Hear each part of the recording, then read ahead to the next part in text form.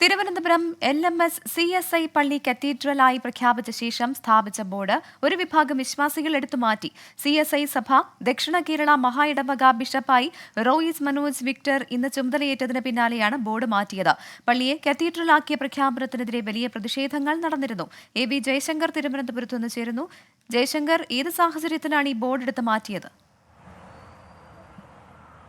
അതായത് പ്രവിത, ഈ പള്ളിയെ കത്തീഡ്രലായി പ്രഖ്യാപിച്ചതിന് പിന്നാലെ വലിയ തോതിലുള്ള പ്രതിഷേധങ്ങൾ ഉയർന്നിരുന്നു. ഈ കത്തീഡ്രലായി പ്രഖ്യാപിക്കുന്ന ഘട്ടത്തിലാണ് ഇത്തരത്തിൽ ഒരു ബോർഡ് ഇവിടെ സ്ഥാപിച്ചിരുന്നത്. ഈ ബോർഡാണ് ഇന്ന് ഒരു പറ്റം വിശ്വാസികൾ രാവിലെയോടെ എടുത്തു മാറ്റിയത്. ഈ സഭയുടെ മഹാ ഇടവക ബിഷപ്പായി റോയിസ് മനോജ് വിക്ടർ ചുമതലയേറ്റതിന് പിന്നാലെയാണ് ഒരു കൂട്ടം വിശ്വാസികൾ ഇത്തരത്തിൽ കത്തീഡ്രൽ എന്ന് സ്ഥാപിച്ചിരിക്കുന്ന ബോർഡ് ഈ പള്ളിയിൽ നിന്ന് LMS CSI പള്ളിയിൽ നിന്ന് എടുത്തു മാറ്റിയത്. വലിയ തോതിൽ ഈ ദൃശ്യങ്ങളെല്ലാം തന്നെ കാണാം. ഈ ബോർഡ് എടുത്തു മാറ്റുന്നത് ഒരു കൂട്ടം വിശ്വാസികളായിരുന്നു ഇതിന് പിന്നിൽ.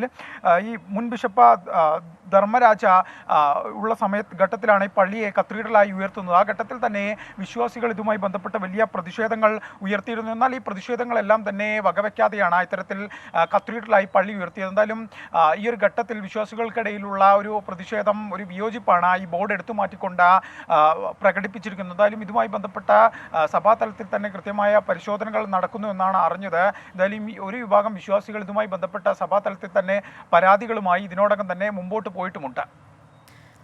ശരി, AB ജയശങ്കർ വിവരങ്ങൾ നൽകുകയായിരുന്നു.